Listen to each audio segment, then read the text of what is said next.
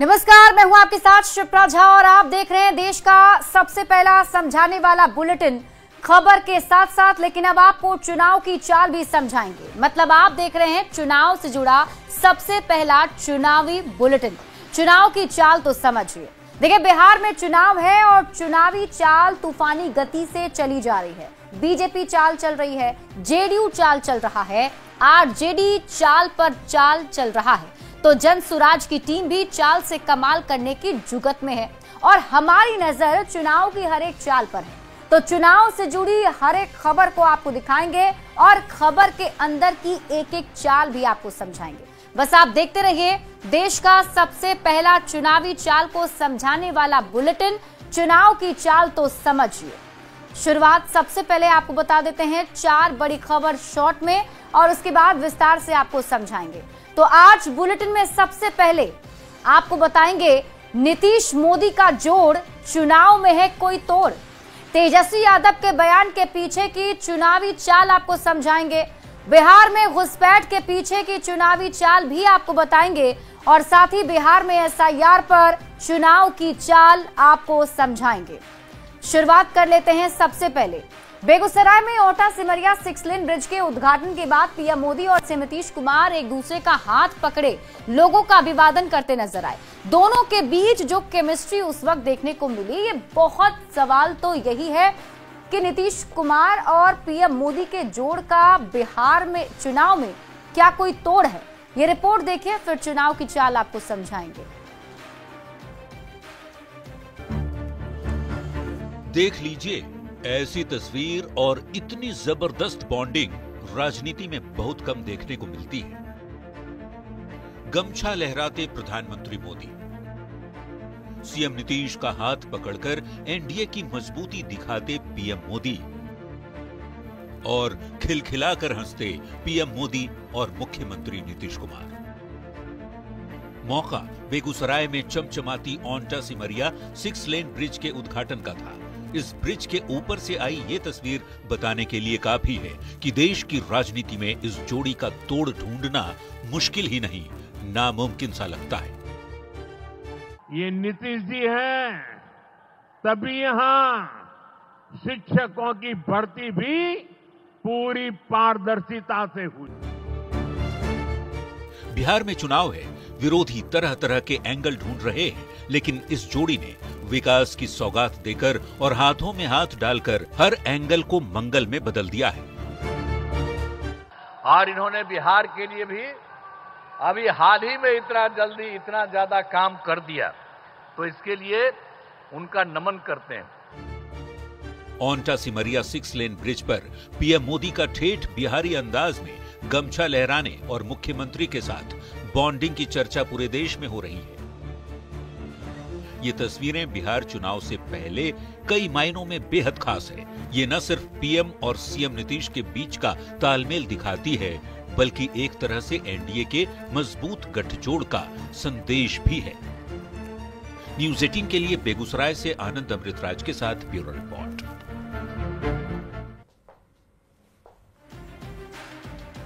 और आइए अब आपको चुनाव की चाल समझाते हैं। देखिए, सबसे पहले तो इस केमिस्ट्री को देखने के बाद सवाल यही, क्या नीतीश मोदी के जोड़ का बिहार चुनाव में कोई तोड़ है? देखिए, नीतीश मोदी के जोड़ का बिहार चुनाव में कोई तोड़ है? इस सवाल का जवाब समझने के लिए पहले आपको दोनों नेताओं के बारे में समझना जरूरी है। नरेंद्र मोदी देश के प्रधानमंत्री हैं, जबकि नीतीश कुमार बिहार के मुख्यमंत्री हैं। प्रधानमंत्री नरेंद्र मोदी 2001 से 2014 तक गुजरात के मुख्यमंत्री रहे। वहीं नीतीश कुमार 2005 से लेकर अब तक बिहार के मुख्यमंत्री हैं। पीएम मोदी 2014 से लेकर अब तक देश के प्रधानमंत्री के तौर पर देश का नेतृत्व कर रहे हैं, तो नीतीश कुमार 2005 से अब तक बिहार के मुख्यमंत्री हैं। पीएम मोदी देश को विकसित बनाने में जुटे हुए हैं, जबकि नीतीश कुमार बिहार के विकास में लगातार लगे हुए हैं। अब आप समझिए कि जब जब ये जोड़ी साथ रही, तब तब चुनाव का रिजल्ट कैसा रहा। 2019 से बात करते हैं। 2019 के लोकसभा चुनाव की बात करें तो बिहार की 40 लोकसभा की सीटों में से एनडीए को 39 सीटों पर जीत मिली थी।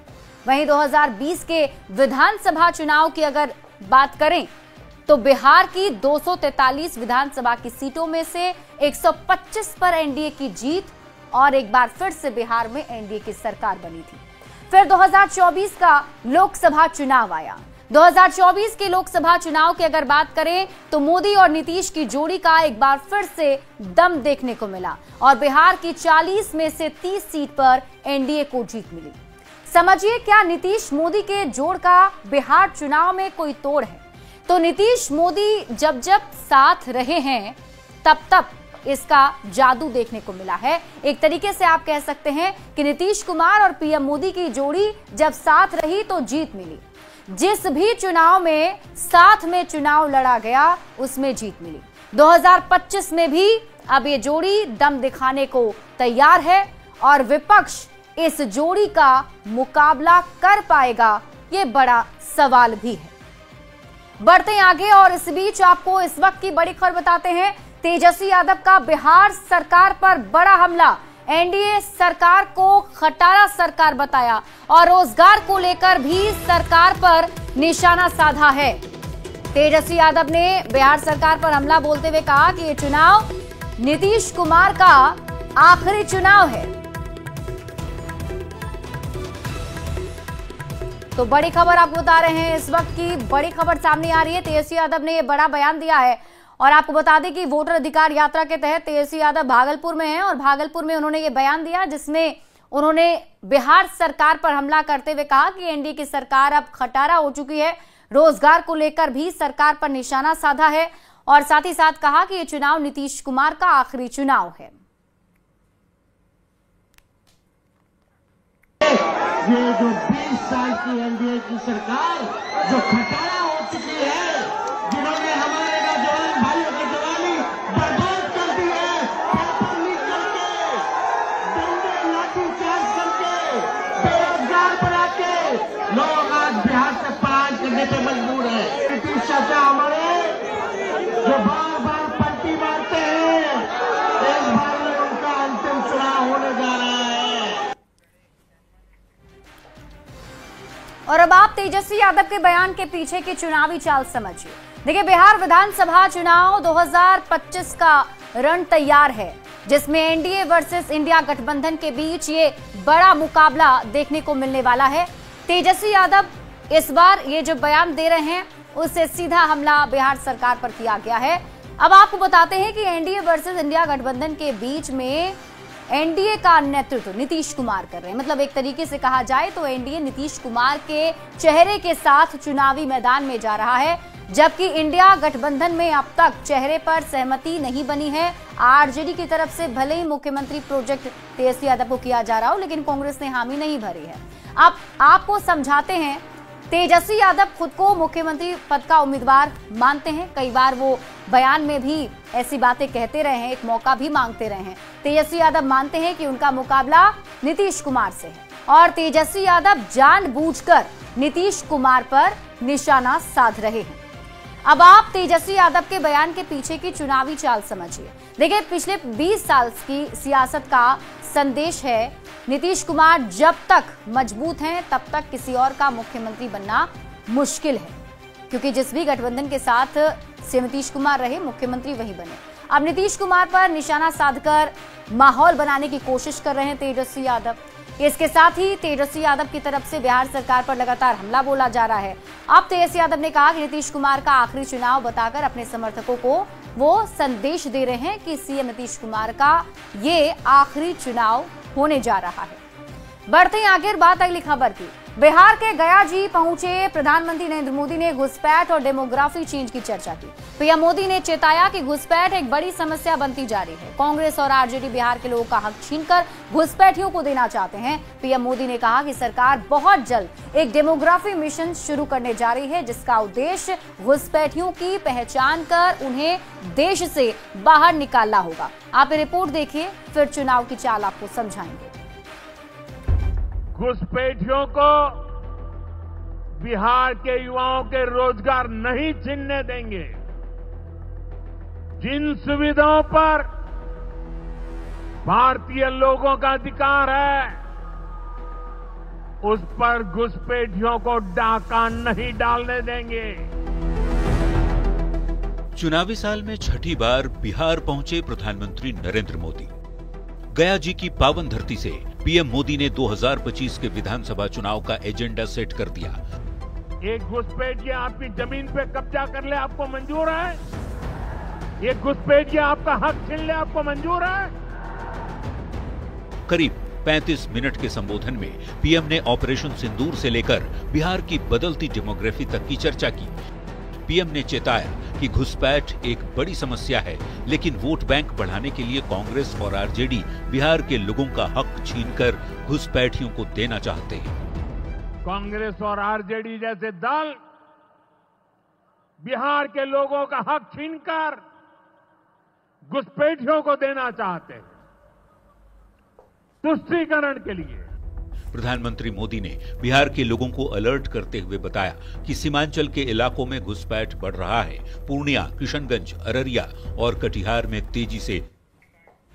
और आइए अब आपको चुनाव की चाल समझाते हैं। देखिए, प्रधानमंत्री नरेंद्र मोदी आज जब गया जी में संबोधित कर रहे थे तो उन्होंने कई बड़ी बातें कही, जिसमें उन्होंने घुसपैठ को एक बड़ी समस्या बताया।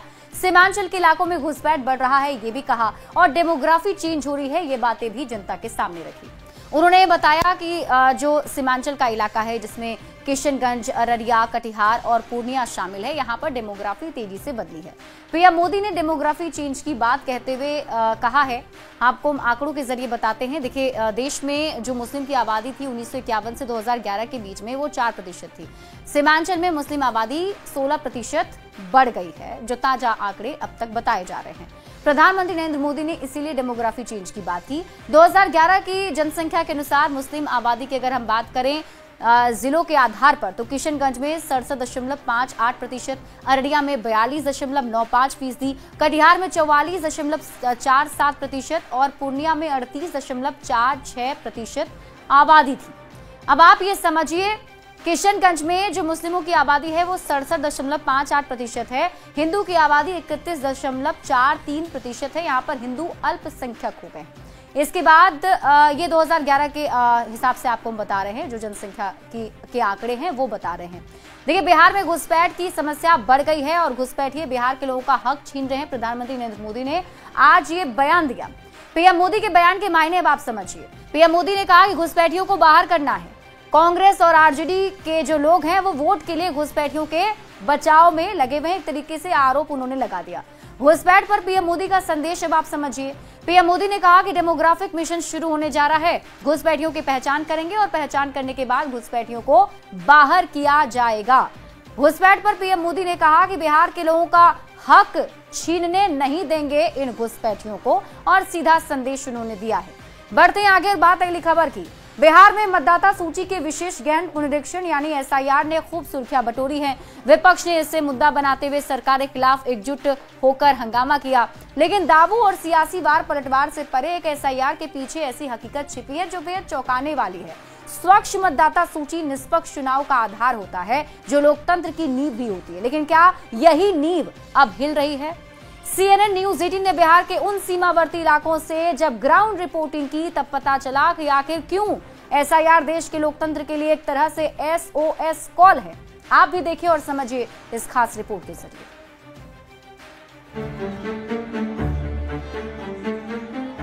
इलेक्शन कमिश्नर बैठे हैं, इन तीनों से मैं कह रहा हूं, एक दिन ऐसा आएगा बिहार में और दिल्ली में इंडिया गठबंधन की सरकार होगी, फिर हम आप तीनों को देखेंगे।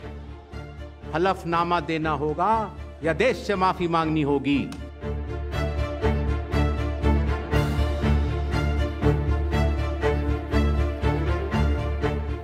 भारत और नेपाल के बीच लंबे समय से सभ्यतागत संबंध रहे हैं, जिन्हें आमतौर पर रोटी बेटी का संबंध भी कहा जाता है। यही वजह है कि लगभग खुली सीमा पर लोगों की आवाजाही स्वतंत्र रही है, लेकिन यही सीमा भारत की चुनाव प्रक्रियाओं की पवित्रता के लिए सबसे बड़े खतरों में से एक बन चुकी है।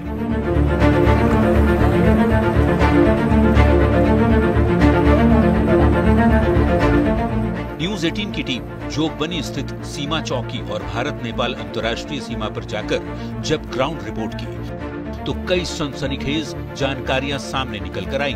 भारत नेपाल के बीच स्थित अंतर्राष्ट्रीय सीमा पर ऐसी स्थिति है कि यहाँ कई घर नो मैंस लैंड में हैं।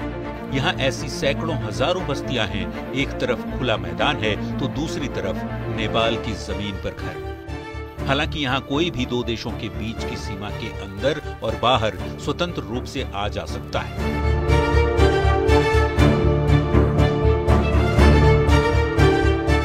ऐसा अगर कोई बाहरी आदमी कागज बनवा के इलेक्शन में पार्टिसिपेट करता है तो उस पर क्या आप लोगों की प्रक्रिया है? हम तो अपनी जानकारी में है कि हम देख रहे हैं कि बॉर्डर से सटे हुए लगभग 100-200 लोग को हम लोग जानते हैं कि उसको इंडिया का आधार बना हुआ है। तो जब कोई आधार बना लिया तो स्वाभाविक बात है, आधार से उस समय वोटर लिस्ट बनता था। अब आधार दिखाइए, वोटर लिस्ट में नाम चढ़ाइए, तो उससे बहुत सारे लोग का नाम चढ़ा है। सबसे बड़ी बात है कि जो यहाँ धड़ल्ले से उनका ID बन रहा है, आधार कार्ड बन जाता है पैसा दे करके, वोटर ID कार्ड बन जाता है।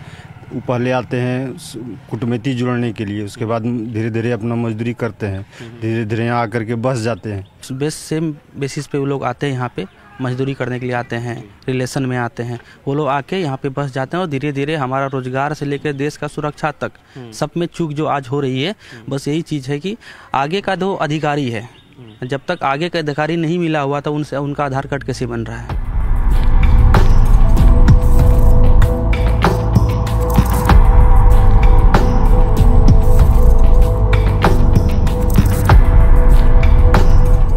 बिहार में 600 किलोमीटर लंबी अंतर्राष्ट्रीय सीमा पर घुसपैठ का खतरा वास्तविक तौर पर चिंता का विषय है। सीमाओं के पार निर्बाध आवाजाही सुरक्षा एजेंसियों के लिए चुनौती बनी हुई है, क्योंकि घुसपैठिए आसानी से जाली भारतीय दस्तावेज हासिल कर लेते हैं और इससे उन्हें चुनाव में भाग लेने का रास्ता भी मिल जाता है।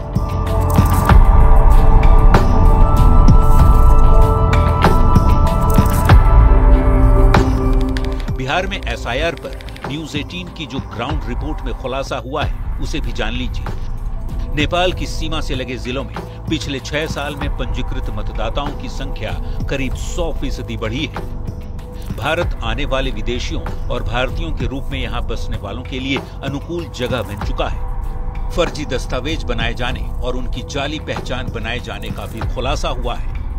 ऐसे फर्जी मतदाता देश के चुनाव में मतदान कर परिणामों को प्रभावित करते हैं। हालांकि बिहार में मतदाता सूची को लेकर कई दावे और प्रतिदावे हुए। चुनाव आयोग की ओर से 65 लाख नामों को वोटर लिस्ट से काट दिया गया, लेकिन जमीनी स्तर पर वास्तविकता की जांच से पता चलता है कि ये कठिन प्रयास और मतदाताओं की सघन जांच इस वक्त समय की मांग है। न्यूज 18 के लिए इंडो नेपाल बॉर्डर के जोगबनी से अन्वित श्रीवास्तव के साथ ब्यूरो रिपोर्ट। और इसी के साथ इस बुलेटिन में अभी के लिए बस इतना ही। आप देखते रहिए न्यूज 18 बिहार झारखंड।